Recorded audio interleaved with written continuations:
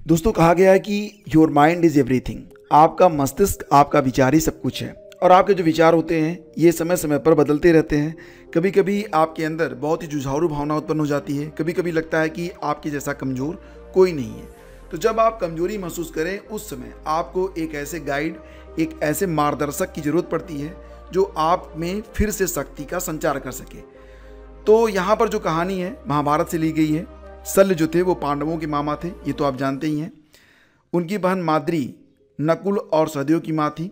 बहुत ज़्यादा डिटेल में जाऊँगा नहीं, लेकिन इतना बता दूँ आपको कि शल्य का जो राज्य था वो वर्तमान ईरान जो है ना, बस वही था शल्य का राज्य। जब उनको पता चला कि धर्मयुद्ध होने जा रहा है तो वो महाभारत के धर्मयुद्ध में हिस्सा लेने के लिए अपनी संपूर्ण सेना के साथ वहाँ से चले। दुर्योधन को यह लगता था कि जितनी बड़ी सेना होगी उतनी ही उसकी ताकत ज़्यादा होगी। वह कदापि नहीं चाहता था कि शल्य जो हैं वो पांडवों की ओर से लड़ें। तो उसने क्या किया कि सबसे आगे बढ़कर सबसे पहले शल्य का स्वागत किया। अब दुर्योधन भी तो भांजा ही था। शल्य जो थे वो सामाजिक जो नियम थे उससे बंधे हुए थे। उन्होंने मन महसूस कर दुर्योधन का साथ देने का वहाँ पर निश्चय किया और दुर्योधन की ओर से ही उन्होंने महाभारत में आगे चल के लड़ाई भी लड़ी।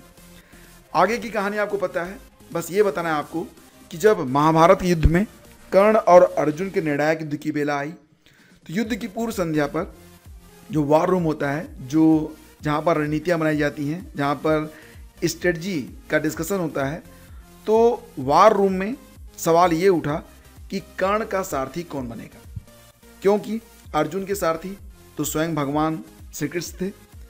अब एक ऐसा सारथी चाहिए जो कि भगवान श्री कृष्ण के जितना ही स्किल्ड हो। तो यहाँ पर सारथी का बहुत ज़्यादा महत्व हो जाता है।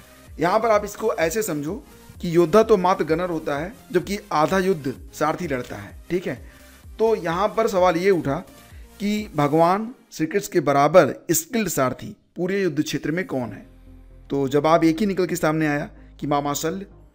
तो दुर्योधन ने प्रस्ताव रखा कि मामा जी आप कर्ण के सारथी बन जाइए प्लीज़। शल्य जो थे वो भड़क गए। उन्होंने कहा कि इस सूतपुत्र कर्ण का सारथी महाराजा शल्य, ये संभव नहीं है।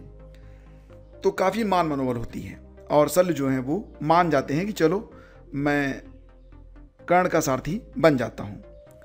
अब क्या सोच के उन्होंने ये बात मान ली थी ये तो वही जाने, लेकिन आगे चल के जो कुछ हुआ वो कर्ण के लिए बड़ा ही घातक था। जब युद्ध भूमि में योद्धा जाता है तो उसे एक अजीब सी एंग्जाइटी होती है। स्पोर्ट में इसे कंपटीशन स्ट्रेस कहते हैं। देखो फ्रेंड, जब आप एग्ज़ाम में जाते हैं तो एक दिन पहले आपको नींद नहीं आती है, तो अगला दिन अगर अनिश्चितता से भरा हुआ हो तो रात को नींद नहीं आती है, क्या होगा क्या नहीं होगा। स्पोर्ट में इसे कंपटीशन स्ट्रेस कहते हैं और युद्धभूमि में इसे एंग्जाइटी कहते हैं। एग्ज़ाम टाइम में भी कुछ ऐसे ही लक्षण जो हैं अभ्यर्थियों में आते हैं।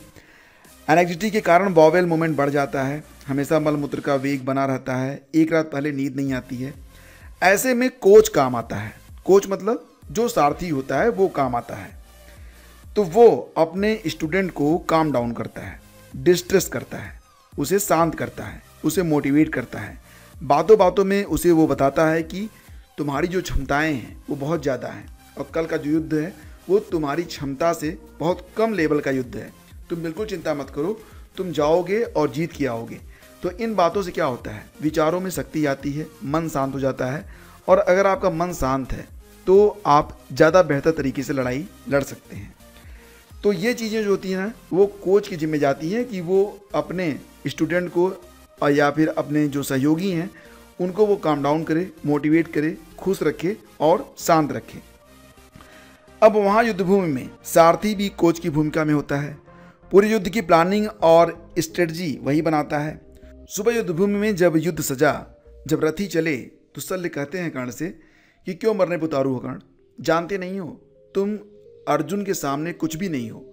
तुम अर्जुन के सामने सिर्फ गाजर और मूली की तरह हो, वो तुमको काट के रख देगा।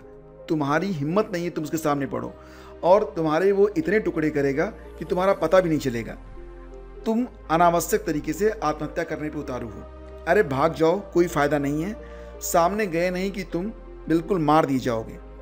कर्ण क्रोध से जल रहे थे, कुछ नहीं बोले। उन्होंने कहा चलिए चलते हैं युद्धभूमि में, देख लेते हैं कि अर्जुन में कितनी शक्ति है, कितनी ताकत है, जो आप कह रहे हैं उसमें कितनी सच्चाई है। हालांकि यहाँ पर बात यही है कि शल्य जो है वो कर्ण को लगातार डिमोरलाइज कर रहे हैं, लगातार उसके मनोबल को तोड़ रहे हैं।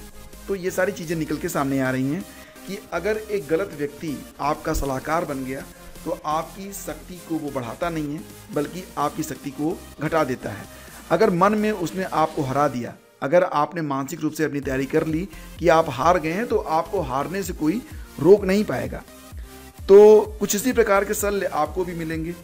पूरी कहानी आपको पता ही है, शेष इतिहास है। आपको मालूम है कि महाभारत में फिर आगे चल के क्या हुआ, कर्ण ने क्या किया, अर्जुन ने क्या किया, कृष्ण का क्या रोल रहा और शल्य का क्या रोल रहा। सारी चीज़ें आपको महाभारत में देखने को मिल जाएंगी। आपको बताना ये है कि सावधान, कुछ मामा शल्य आपको भी मिल जाएंगे। वे हमेशा आपको ये समझाएंगे कि बेटा लड़ोगे तो भी नहीं हो पाएगा। ये शल्य सिर्फ आपको डिमोरलाइज करेंगे, आपको हरास करेंगे। ये वो ओल्ड स्कूल पेरेंट हैं जो हमेशा अपने बच्चों को गाली देते थे, सिर्फ और सिर्फ उसकी कमियां ही देखते थे, सबके बीच कहते थे तुम गधे हो, तुमको कुछ नहीं आता, सामने वाले को देखो, उससे सीखो। तो दोस्तों यहाँ पर ऐसे शल्यों से आपको बचना होगा जो ये कहते हैं कि तुमसे नहीं हो पाएगा।